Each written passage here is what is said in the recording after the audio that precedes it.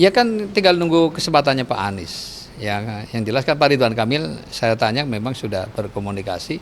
Ya kita tunggu sajalah apa memang masih ada kesempatan bertemu atau apa tidak itu nanti ya kembali kepada Pak Anies kan. Besar nanti peran PII dalam mendukung program kerja paslon nomor urut 1 juga terpilih jadi gubernur. Ya, ini PI ini kan lembaga apa namanya organisasi profesi ya. Tentu sangat-sangat dipentingkan betul karena salah satu dari upaya yang akan kita lakukan di DKI nanti adalah dengan kolaborasi ya untuk membangun Jakarta ini tidak mungkin oleh pikirannya gubernur wakil gubernur saja kan, tapi tentu harus kolaborasi dari masukan-masukan dari berbagai profesi. Salah satunya PI, tentu karena profesi PI kan juga luas ya, banyak hal yang saya kira akan banyak singgungannya.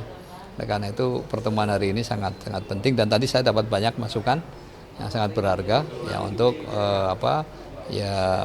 menyempurnakan ya program-program yang sudah kami gariskan. Program konkretnya apa Pak? Boleh sedikit? Ya tentu persoalan misalnya soal kemacetan ya itu kan tidak bisa lepas dari profesi kaitannya dengan masalah perhubungan ini kan harus diatasi dari mulai hulu sampai hilir ya semuanya itu harus satu kesatuan ya. Problem banjir juga kan pasti juga diperlukan penyelesaian dari hulu sampai hilir. Nah, hal-hal seperti itu saya kira maka kami akan nanti kan banyak tuh masukan-masukan ya usulan-usulan yang sangat konstruktif ya. Saya sendiri sudah banyak mendapatkan masukan-masukan dari banyak profesi. Nah tentu kita akan godok dulu ya baru kemudian kita mana yang terbaik yang intinya adalah yang kualitasnya bagus dan efisien. Nah, dua hal inilah yang menjadi ukuran untuk bisa kita jalankan sehingga peluang-peluang untuk bermain-main di anggaran APBD ini mudah-mudahan tidak terjadi ya karena betul-betul sudah teruji memang kualitasnya bagus dan juga efisien artinya harganya yang paling kompetitif gitu. Pak, tadi kan di sini kalau misalkan baiknya tadi di pertanyaan baiknya kalau ke Jakarta itu di filter lagi nih kayak ada yang harusnya tuh yang punya kemampuan dan punya nah nanti mungkin dari Ridho ini bagaimana tuh Pak kalau akan menanggapi hal tersebut? Ya kan namanya Jakarta ini kan untuk semua orang yang harus hadir tetapi kan kita nanti klasifikasikan ya apa kompetensi yang dia miliki atau misalnya profesi apa yang seharusnya diisi. Nah kalau sudah tahu profesi diisi kan ada persyaratannya, ada standar tadi ya standar yang harus untuk mengisi profesi itu. Artinya ketika orang ini punya potensi untuk kita tingkatkan ya dengan pelatihan kan makanya akan ada pelatihan siap kerja.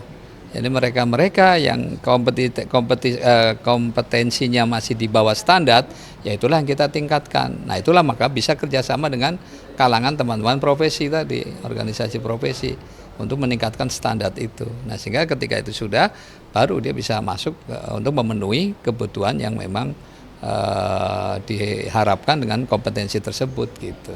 Sama tadi yang soal lampu merah tadi kan disinggung juga ya Pak. Ya.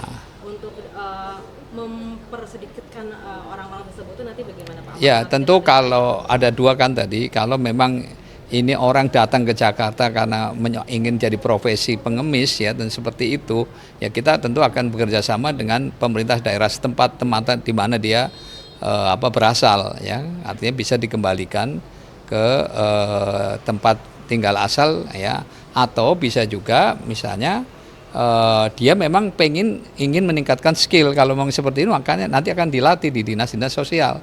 Dinas sosial mereka dilatih untuk mengisi tadi skill-skill yang diperlukan ya. Misalnya katakanlah kalau sekedar misalnya memang mau bekerja ya. Kalau orang memang mau bekerja punya niat baik kan biasanya dilatih dan dia mau dengan sungguh-sungguh. Tapi kalau dia datang hanya sekedar mau memang profesi pengemis ini memang mentalnya sudah rusak seperti itu. Tapi kalau ada yang ada kemauan itu ya maka pasti kami akan berikan kesempatan untuk dilatih agar memiliki skill ya seperti itu. Tadi kan sempat menyinggung yang anggaran RT/RW 1 miliar itu akan melibatkan insinyur. Ini dalam grand design-nya apakah memang sudah akan melibatkan atau ini baru tercetus hari ini gitu? Dan nanti enggak gini. Jadi kalau yang kaitan RW itu kan dalam konteks desentralisasi, memberikan kewenangan sepenuhnya pada RW untuk menentukan program yang tepat sasaran sesuai dengan wilayahnya masing-masing, kan gitu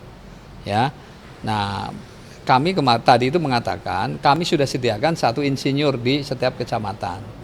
Nah, jadi nanti mereka bisa ketika katakanlah misalnya belum bisa menentukan prioritas apa, bingung, ya itulah jadi teman untuk konsultasi.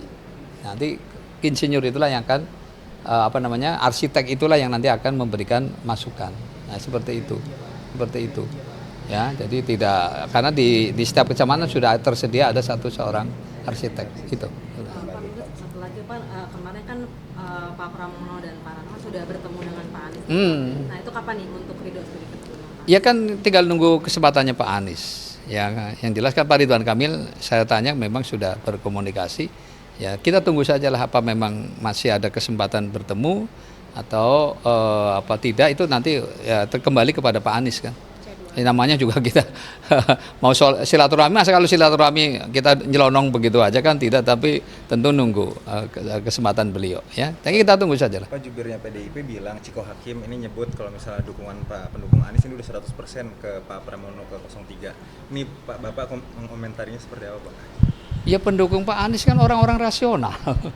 Iya kan? Apa iya langsung perintah Pak Anies misalnya dukung Pramono semuanya pada ke sana? Enggak juga. Saya sudah banyak bertemu kok para daihatnya Pak Anies, saya sudah sering ketemu, dan mereka ketika saya jelaskan tentang bagaimana konstelasi kenapa PKS pada akhirnya nggak bisa mendukung Anies, ya karena memang faktanya kita cuma memang kekurangan tambahan kursi kan 14. Jadi ya itu satu realita yang ada gitu. Saya ikut yang termasuk memutuskan ketika memutuskan Pak Anies Sohibul Iman itu, saya ikut termasuk yang ikut memutuskan karena saya ketua majelis pertimbangan pusat di PKS ya.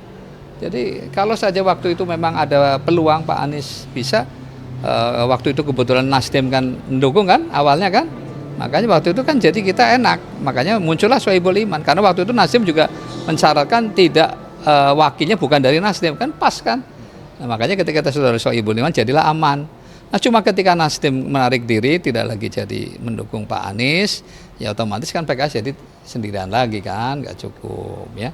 Jadi dalam kesempatan itu karena kebetulan ada tawaran dari Kim ya untuk bergabung, dan Pak Ridwan Kamil juga meminta wakilnya dari PKS, ya tentu ini satu kesempatan PKS supaya terlibat, dan dengan terlibat ini bisa meneruskan program-programnya Pak Anies. Itu kan dulu Pak Anies didukung oleh PKS, program-program yang bagus yakinlah akan diteruskan ya. Jadi dengan PKS ada di dalam kan pasti program-program yang dulu Pak Anies lakukan akan diteruskan, kan masih satu partai di PKS. Iya, oke ya.